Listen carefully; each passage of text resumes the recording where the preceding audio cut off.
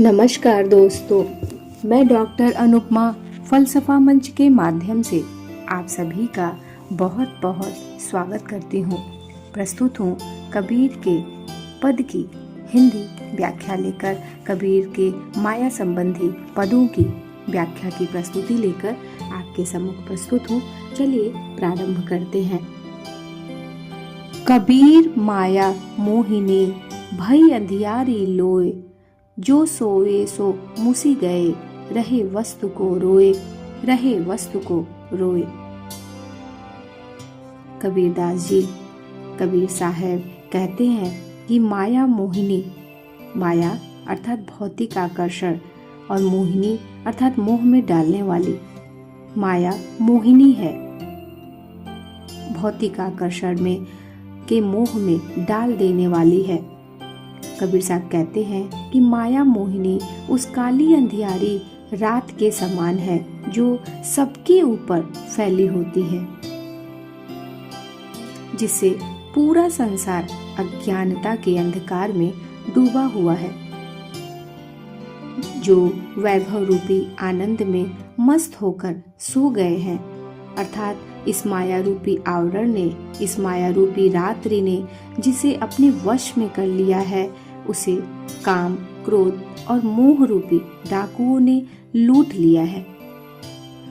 जो लोग इस माया में उलझे रहते हैं, वे अपना जीवन व्यर्थ गंवा देते हैं, और जब यह माया उनसे छिन जाती है, बिछड़ जाती है, तब वे दुखी होकर रोते हैं, पश्चाताप करते हैं।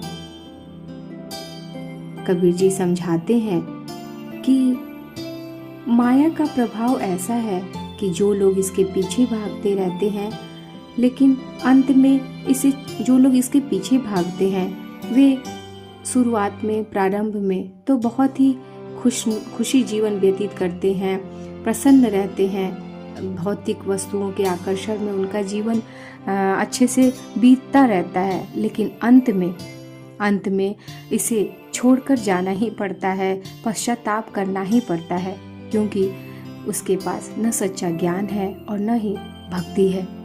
इसीलिए कबीरदास जी कहते हैं कि सच्ची ज्ञान और भक्ति की ओर बढ़ना ही श्रेष्ठ है। ये माया रूपी आकर्षण से हमें बचना चाहिए, अन्यथा वे ज्ञान रूपी, हम सभी ज्ञान रूपी अमृत तत्व से वंचित रह जाएंगे। अगला पद है, कबीर माया मोहिनी मांगी मिले न हाथ, मना उतारी झूठ करूं, लागी डोले साथ, लागी डोले साथ। कबीर जी के अनुसार माया अर्थात धन, संपत्ति, वैभव संसार के प्रत्येक प्राणी को मोहने वाली है, तथा मांगने से किसी के हाथ नहीं आती।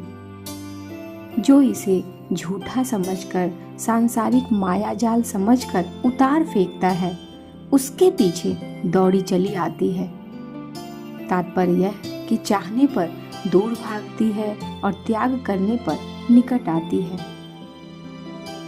पद का आशय यह कि माया इतनी मोहिनी है, इतना मोह में डालने वाली है कि यदि इसे मांगने पर हमें मिल भी जाए तो भी यह स्थायी नहीं रहती। मनुष्य इसे पाकर झूठ और छल कपट करने लगता है, और यह माया भी सदा उसके साथ नहीं रहती। यह कभी भी डगमगा सकती है, खत्म हो सकती है, इंसान को गिरा सकती है।